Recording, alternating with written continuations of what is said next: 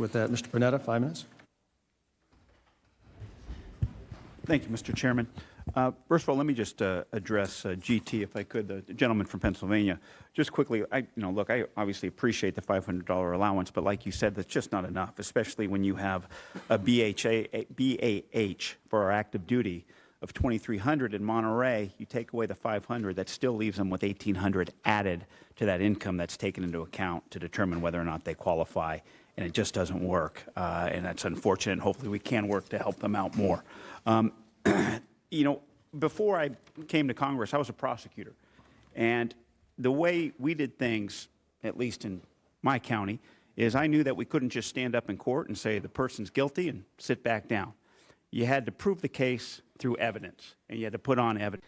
And I think that's what we're missing here. And I think I would like to associate my comments with Mr. Costa, my neighbor there in California. He's right on. I think we have pilot programs that would at least give us that evidence to then make a determination about these massive changes that we're to make on this type of program.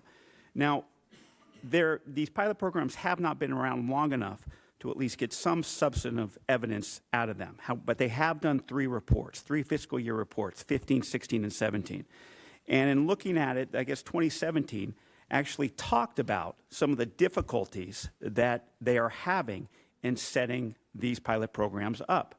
In the 2017 report, they talk about the challenges, and they state that it took longer than expected to build capacity to serve this target population and to develop partnerships and contracts with service providers. And so it's even from that limited evidence that we have already on the pilot projects, if the USDA is reporting on these difficulties of implementing a relatively small pilot program, I just don't understand how we can expect states to implement a massive mandatory program in just 2 years. The evidence is just not there. And so I tried to get some evidence myself, and so I called the California's CalFresh agency, and I spoke with several representatives on Monday night and talked about this bill.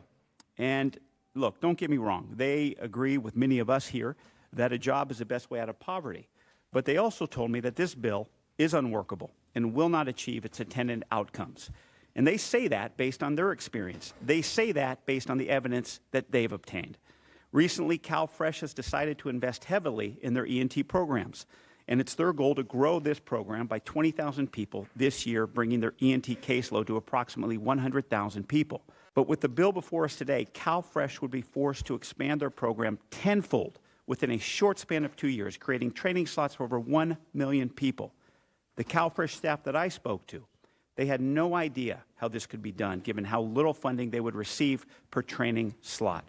Now, clearly, I and many people here support the work of CalFresh, and I hope to vote for a bill that supports their efforts on behalf of the 68,000 SNAP households in my district. Unfortunately, this is not the bill to do it, and that's due to the incredible administrative burden it would place on states like California and due to the extreme lack of evidence supporting the changes.